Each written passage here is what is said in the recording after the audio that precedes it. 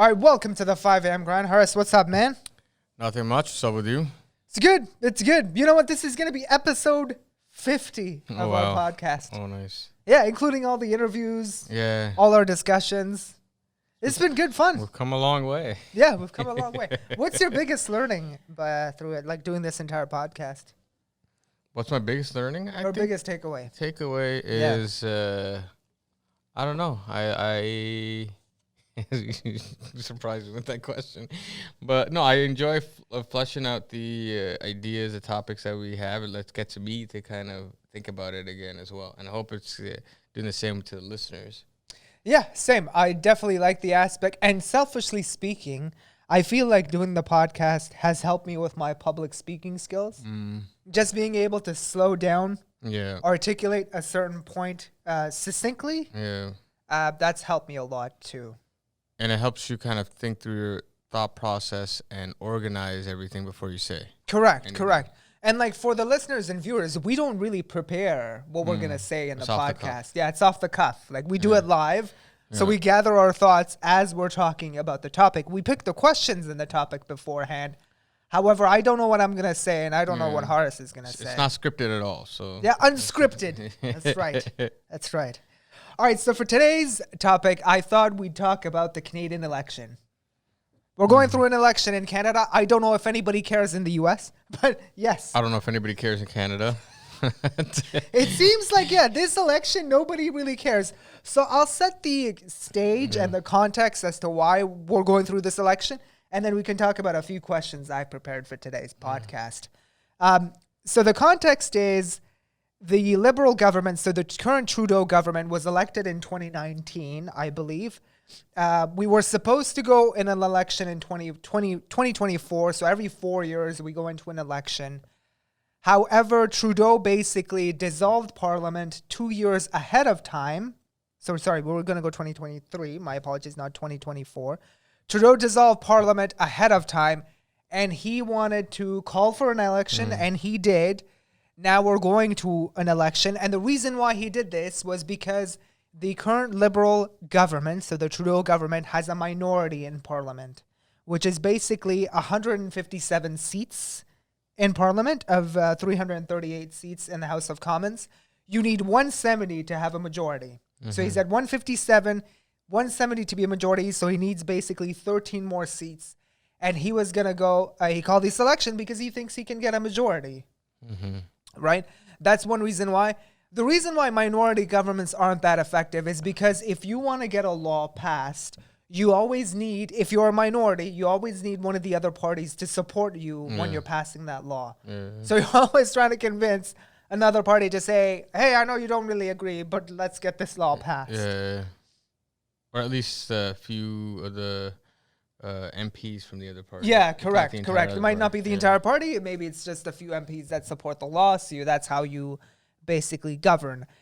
He obviously wants to go back into a majority and be able to do whatever his government's mandate is.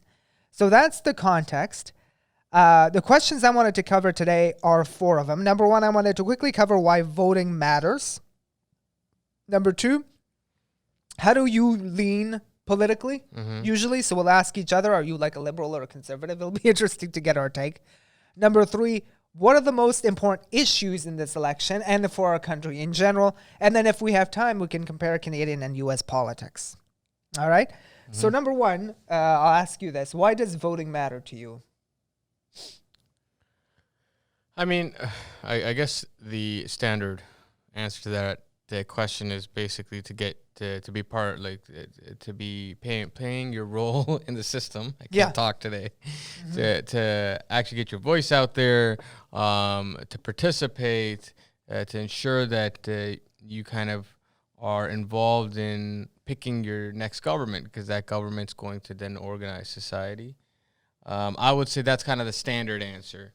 The reason why I feel like more and more perhaps voting doesn't matter, and why people would say, I'm still going to vote, but for reasons that people say why you shouldn't vote or voting doesn't matter is because I feel like, and I kind of sometimes feel the same way, where I think people everybody, like lifetime politicians, career politicians, Mm-hmm. they've been in it. They know the game. They know what to say to get votes, and often enough, it doesn't matter which party you're voting for. You're going to get the same results more often, right, than not. Yeah. Maybe the dressing is a little different, right? Mm-hmm. Maybe the way they speak is different, right? But the long-term policies are pretty much the same. Yeah. No, interesting take. I like the aspect and the perspective around why people choose not to vote. It is quite interesting. I'd say voting matters, and this is sort of from experience working with a civic organization that I help with called the Canadian Muslim Vote. And what I learned out of that experience was the reason voting matters, and it's human nature at the end of the day, is that politicians who get elected in parliament essentially represent citizens, right? They represent your community, your neighborhood, etc. If you want them to speak about issues that matter to you or pass laws on issues that matter to you, you should go out there and vote, not just yourself, but a community group, friends, etc., to make sure that the politician knows who it is that put them into power, right? Then what the politician will do is like, because your vote matters to me, because you put me in this position in parliament and you helped me get elected, I will listen to your issues and advocate for them in parliament. It's essentially quite a simple, like it's like a quid pro quo transaction. Yeah. You get me elected, I will listen to your concerns. If you don't vote, I'm not going to listen to your concern. I'm going to listen to somebody else who got me voted. Yeah. No, So it's funny enough, at the end of the day, it's a thing about human nature. If you help the person get elected, they are more likely than not listening to whatever your concerns are. I agree to that, but also there is like a direct kind of correlation with how much money you raise and how successful you're going to be. Yeah. Right. So if, especially in the States, and I would assume in Canada as well, but I'm not sure. I don't know the stats around that, but like the candidate who raises the most money, because at the end of the day, like voting is more marketing. The more they see you, the more somebody will vote you for you. In Canada, they actually limit political contributions. Like the max an individual can contribute, I believe is $1,500 or something. It's very different from the U.S. The U.S., you're absolutely right. It's like people donate to parties like crazy. There are some people in the U.S. that fund both parties. Yeah, but there's a limits. Okay, so in the States, there's limits too, but there's other ways around it. So let's say, for example, you and me both want to vote for candidate A. Yeah. Okay? I'm not going to give a name in the current election because it is what it is, but let's say we want to vote for candidate A. We give our $1,500, but we still have $1 million that we'd like to donate. We can't because we've already reached our limit. Yeah. What we can do is spend on ads that promote them, and then this way they'd get elected in, but it's us privately spending ads on them. We're not necessarily giving them the money. Yeah. So you can't, because that's like, at least in the States, that's where the form of free speech comes in. So you could. Oh, you're advocating for a political party? Yeah, you're giving an opinion out there. So interesting. For that reason, you can. I would say, so there's that. So you could, at the end of the day, know that you could buy these votes if you could, right? If you have enough marketing dollars behind it, you could easily buy not all, but enough of the votes. The other thing was, for example, let's say you're in a community and let's say you have other like-minded individuals that maybe make up 10% of that community. Yeah. And you're voting for like 3 people or whatever. Probability of you being able to vote your person in is like not going to happen. It's zero, right? Unless other 90% for some reason decide they're going to sit out on voting, which is not going to happen, right? Even if 11% of the population shows up and every person that has the same mindset as you shows up, you're still going to lose, right? So I feel like with that sometimes, I do agree that once you get somebody elected in, they know who elected them. You still have, there's still the tyranny of the majority, I would say. That like we've got more votes in, but there's also this other population that doesn't matter because of it. If that makes sense. Yeah. So it really depends on who, like which mindset you're in, and the probability of like your candidate winning, a lot of those things. And I feel like, for example, in Toronto, we're kind of blessed that we have a lot of MPs from a lot of places around the world. So a lot of very diverse. Yeah, so a lot of communities get together, and they can vote for their person to kind of represent their views and have them represent them. I mean, correct me if I'm wrong, but it's not uncommon to have MPs like come to your mosque, your gurudwara, whatever, your church, your synagogue, whatever. Yeah. No, 100%. They do that a lot because they know that those communities and those groups matter a lot. They tend to like vote a certain way together. Yeah. So it definitely does matter. Question number 2. So personally, just speaking, how do you lean politically? Would you say you're more liberal or conservative? I guess to frame this up as well for our American viewers, in Canada we have 3 political parties. We have the Conservatives, which is like the not like the Republicans, but the equivalent of the Republicans. We have the Liberals, who are more centrist; they're in the middle, and then the NDP, which is very left. Yeah. Very left. What about the Green Party? The Green Party, they also exist. We don't know where they are. The Green Party also exists. And then we have like the Bloc Québécois and some other stuff that doesn't matter. But okay, so how do you lean politically? Would you say you lean conservative, liberal, just in general? Do you lean right, left? I would say, I don't know, there's topics that I would be very conservative on, and there's topics that I'm very liberal on. So it's very difficult to figure out who you're going to vote for. It is. It's not an easy question to answer. But like, given all the puts and takes, what would you say? How do you lean typically? I mean, overall, I'm liberal. Okay. Right? Yeah. I'm liberal. Not very liberal, but like I'm centrist, you could say. But yeah, again, it's like when you're looking at issues. Yeah. And this is why I don't like identity politics, where you got to stick with one party and kind of champion everything. Yeah, like the US. It's huge. It's kind of stupid. Yeah. So over here, like, it's more reasonable. I see certain issues that I definitely agree with the conservatives, and there's certain issues that I definitely agree with the liberals, and there's some that I agree with the NDP as well. So it's like all over the place. Yeah, no, they all have good points in their platforms, and sometimes you're like, oh, I'd like pieces of this, pieces of that, etc., etc.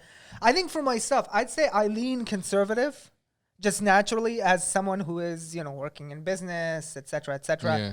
However, the only reason why I haven't really voted conservative in the past few years is because, to be honest with you, it's all the whole fear politics of like Muslims are, they're like, they're whatever it is, like the anti-Islamic rhetoric and the failure to acknowledge that we have a problem with Islamophobia in Canada.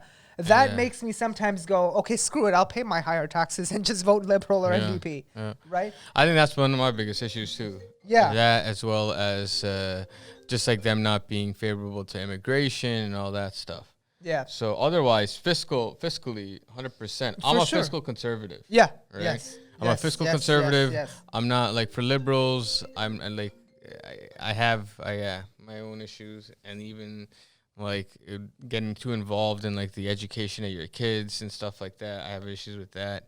But they're friendly with the immigration, and you know what, like there's higher taxes, but they also help out the individuals that are kind of down, I guess, but then it has other ramifications, which is another story. But yeah. Interesting. We should have a podcast on that. On what? Does welfare work? Does welfare work? Yeah. Okay. All right. Yeah. That's a controversial topic. Okay. So going to number 3 then, what do you think are the most important issues in this election and for our country in general as well? I wanted to focus this discussion on just longer term as well. Because one of the things that always gets me about the political process is the government is always elected for 4 years. Now, you and I both know 4 years is a lot, but it's also not enough to drive the long-term vision of a country. Yeah. One of the things, and this is going to sound insane, but one of the things I heard on another podcast, which I thought was a really good point, they were talking about how the Chinese government is really good at just central planning, simply because the government is there. There are no elections. It's just the government. but they're looking at the country, how the country's going to evolve over like 20, 25 years. Right? Yeah. As opposed to us, it's like, oh, this government 4 years they're gonna do this, another 4 years they're gonna do some other crap. Right? I think even with the Chinese government, everybody's kind of naive or ignorant about it, where they'd be like, oh my God, they've brainwashed their people. No, not really. Because in any population, if things aren't getting better, there's gonna be riots even if it's a dictator. Yeah. You know what I mean?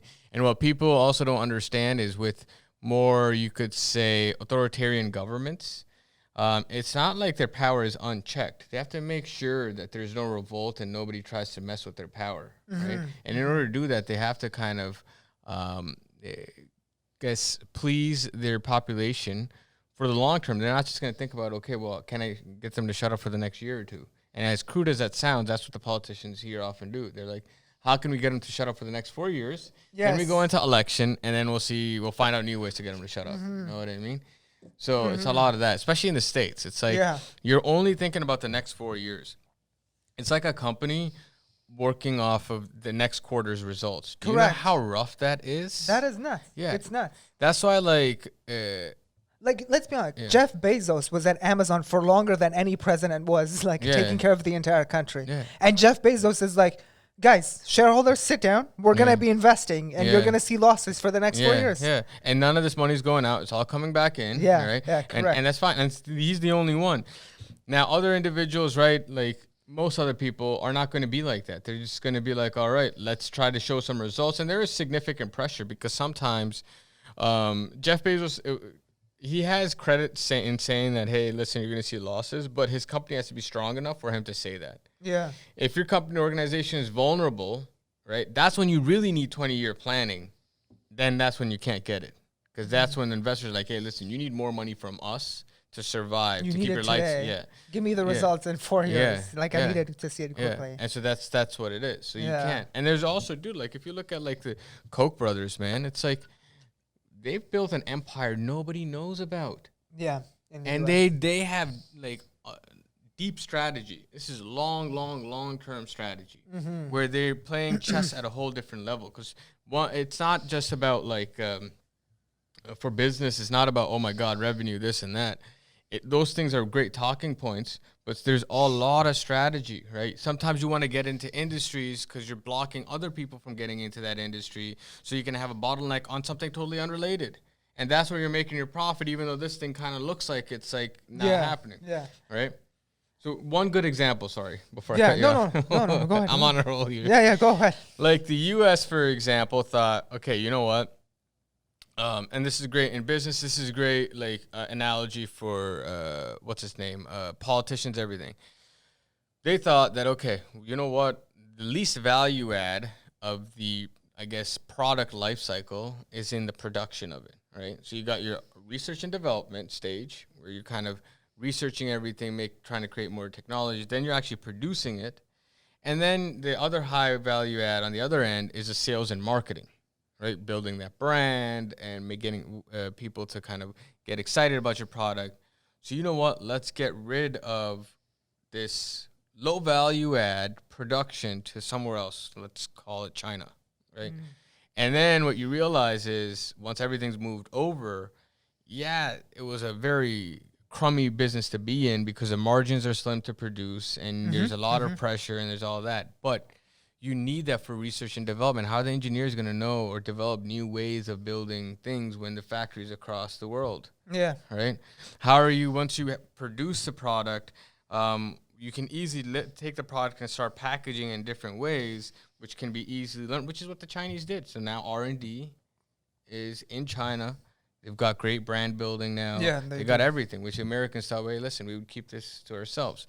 So my point is things that are undesirable you need to keep so that you can keep the things that really mean something. And it's the same thing with politics. So here you're talking about just how a country thinks, like the strategy that a country takes. So like so even for politics, right, there's a lot of issues that maybe you don't like. Maybe they're abrasive, but people are going to be angry now. Politicians, just for the system is set up, are going to have to cater to that when in general people would need to understand that it's okay. You need to tolerate this so you can have these other things. No, interesting points. I was going to say, and I know the question was about Canada, but one more thing on the American thing. It is quite interesting to me though. Like even when Trump got elected, the country didn't go to shit. And I was asking myself, like, okay, you had a crazy idiot who ran the country, but the country still stayed okay. You know, because there is that Warren Buffett quote. Sometimes you want to invest in a company that is simple enough such that an idiot could run it, because eventually it will be run by an idiot, right? So sometimes I do think, like, the thing about the fascinating thing about America is their institutions and just the system they've designed is quite strong, such that the companies can propel the country forward and drive economic growth. Because let's be honest, they have some fantastic companies like Amazon, Apple, etc. But you know, sometimes it's almost like the government almost doesn't matter, because they've taken this approach such that it's capitalism. So the companies do at their will. They're regulated. There's light regulation, but they kind of like sort of drive the country forward on their own merit, and then the government is just there to administer things. I mean, I agree with that, but I don't at the same time. I'll tell you why. Yeah. Okay. Yeah. I agree. America's got some amazing businesses, and they ran on their own, even with Trump doing what he's doing. I don't necessarily think what Trump did was bad entirely for the government. He just has a very particular voter base that he's kind of catering to as he's doing his own thing. He's a very good politician, that's for sure, right? I do think, though, that, for example, these bigger companies, right, what they don't realize is for Amazon to get this big, right, it needs to be losing money, as we talked about for years, and it needs access to large pools of capital, right? And that is the case for a lot of these startups like Uber, whatever it is. They needed to be able to hang on. In order for them to be able to do that, they were in a country that the reserve currency is a U.S. dollar. Yeah. They have enough capital and debt markets in there so that it invests fortunes from around the world to come and invest. That creates an environment to do that. Also, and to be very frank with you, because the U.S. militarily is so strong, they can strong arm their markets into other countries. They don't ask. You just know, right? Politicians and everybody know. Like, let's say you have regulations for Uber. There's a lot of back and forth, but eventually everybody subsided. But how is that, right? It's like, it's not just because, hey, is this good for society or not? If it was for anybody, any company on their own, any country on their own, they would not want Uber in. They'd want their own app to be working. Why are they paying the Americans, right? But because of political situations, you're going to get all these other things in. The bigger issue here was, the biggest thing is the reserve currency. And that is something that is slowly deteriorating because the Americans have printed so much money, and it's been all politics. Everybody's kind of bickering, and they're not realizing that 10 years down the line, if it falls, everything goes. That's kind of holding up. That's one of the two pillars, I would argue, that's holding up the U.S. economy. The U.S. economy. Reserve currency and their military, right? All those other guys, as much as Americans feel now that, like, oh, they thought that we're just so smart. Look at the Chinese. They used to sit, like, there's books written, how they're like, yo, the Chinese are never going to learn how to brand. They're never going to learn how to R&D. They're just not smart as us. They can only build what we tell them to build. That's the arrogance that was there just 10 years ago, 10, 15 years ago. And look at it now. Yeah. No, I would say, even though, and you're 100% right, it has to be ran by idiots because eventually somebody's going to, like, idiot's going to run it. But I think the bigger issue is not Trump. It's like the idiots that are running the Federal Reserve. This is completely off topic. But the Federal Reserve are the bigger idiots. They don't, it's a more of a get rich quick scheme and hoping that you can get out of the 4 years with as much of a fortune as you possibly can, you and your friends, and that's it. Yeah. It's funny how we covered question number 4. Everybody's really passionate about U.S. politics. I find that so funny, even Canadians. All right, so going back There's nothing going on here, man. Dude, last time I did want to cover what are the most important issues in this election and then for our country. And I'm sure we could talk about the U.S. again. So in your perspective, okay, even if it's not just this election, clearly this election drives results that are going to have an impact in the future to our country. What do you think is the most important right now to you as a Canadian? I would say the long-term viability of our economy. Yeah. I think there's a lot of things going on. Our economy is way too dependent on residential housing across the country. 60% of investment is going into residential housing. Housing should not be the focus. It should be hey, listen, we're producing all these things. Now we need the houses for the people who are producing them. Yeah. It's not the focus. Yeah. Right? We don't need housing for the people producing housing. Right? That doesn't make sense. So as an economy, we really need to figure out as a society, and this is not just up to here's the other thing. I don't think it's just up to the politicians. People feel like, oh my God, we are going to do this, and the politicians have to fix everything. No, you have to be an active citizen yourself. You do. Right? And you need to assist your politicians and basically roll up your sleeves and be like, yo, what do I have to do to get this going? But our economy is too dependent on housing.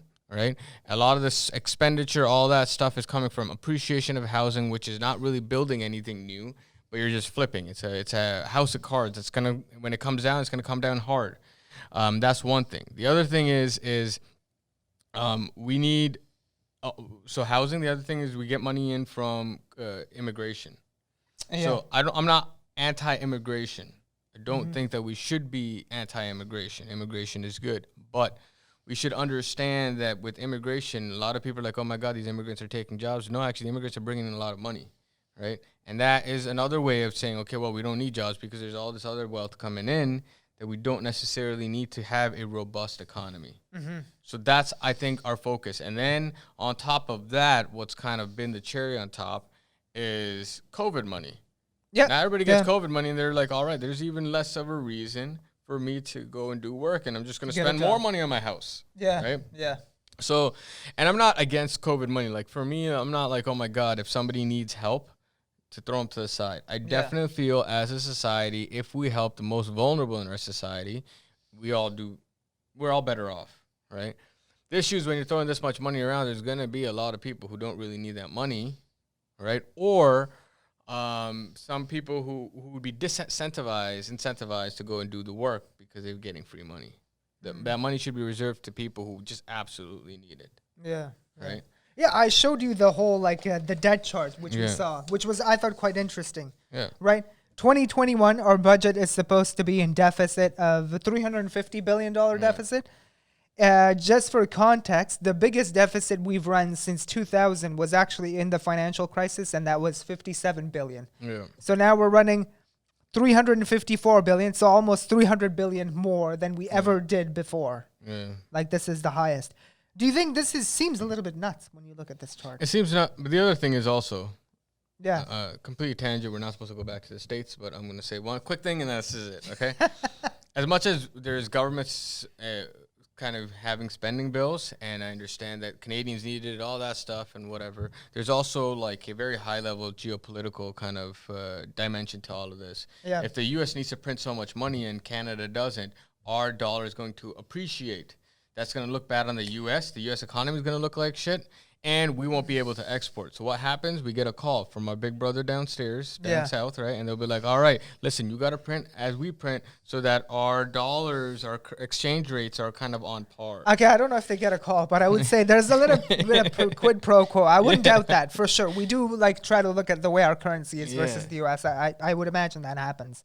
Other big issues before we wrap it up. So we've talked about COVID, the debt thing. Nothing. Anything else? What about you? I think for me, the big one is also just climate change. Just looking into the future as well, right?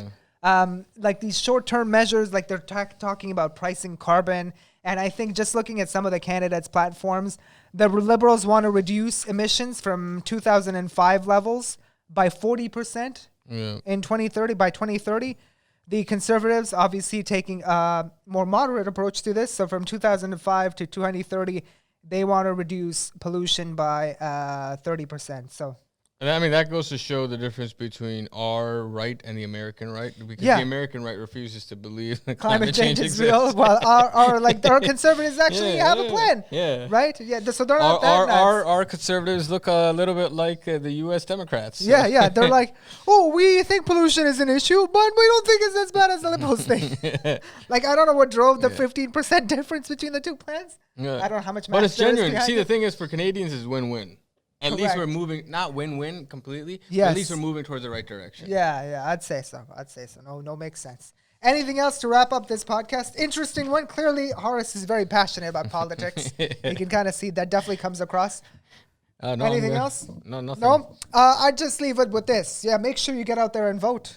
Vote, guys. Exercise your civic duty. 100%. Just on a side note, just for the show notes as well, I do apologize for the phone call or the FaceTime call during this episode. Yeah. My brother was calling me, so I do apologize to our viewers and listeners. I don't know if they That picked won't it happen up. again. But yeah, I don't know if they picked it up, but my brother was calling me. So you saw me muting him on my watch. Anyways, all right. Take care, guys. Take care, guys. We'll see you guys in the next podcast.